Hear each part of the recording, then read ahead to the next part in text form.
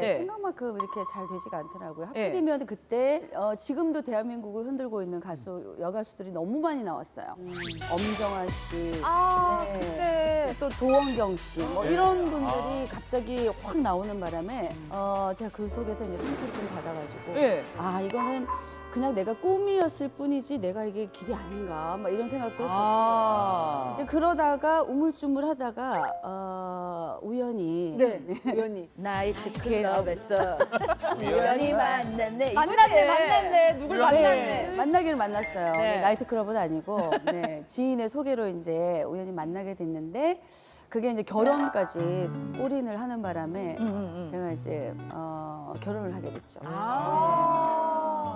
이분이 하시는 일이 너무 광대하다 보니까 제가 그냥 가정을 충실히 하는 게 더 낫겠다. 네, 그래서 내조의 여왕이 돼야겠다. 그래서 이제 가요계를 접었죠. 뭐 엄마하고 와이프 아내 역할을 하는 것도 잘 맞는 것 같아 하고 막 내 스스로 막 생각을 해. 근데 그렇다고 해서 결혼 생활이 쉬운 건 아니거든요. 그렇죠. 생각처럼 잘 안 됐어요. 이제 남편이 하던 일도 조금 안 됐었고 뭐 여러 가지로 또 그러다 보니까 부모님한테도 제가 또 폐를 많이 끼치게 됐고 뭐 이러면서 이제 경제적인 상황들이 좀 많이 안 좋아졌었죠. 네, 그래서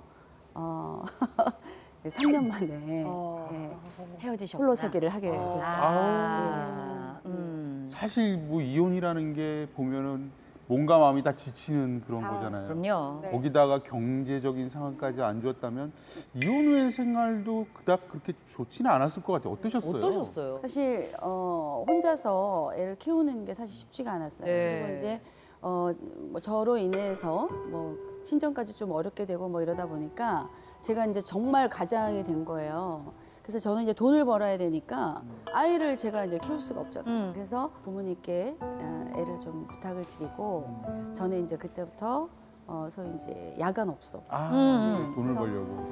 그때부터가 이제 사실은 무명 가수 이제 시간을 보낸 거죠. 그게 벌써 한 그게 7년 정도 그렇게 보냈던 것 같아요. 그러다 보니까 사실은 뭐 정말 그 도시가스 혹시 끊겨 보셨어요? 그 정도였어요. 네. 이제 그때는 이제 차도 정말 히터가 안 나오는 차를 그 히터도 안 나오고 겨울에는 이동만 할 수 있게. 예, 완전 이동 수단이었죠. 네. 그래도 이제 뭐 월급 받고 또 이렇게 그럴 때는 제가 아들을 생각하면서 사실은 가족들 생각하면서 버틸 수 있었죠.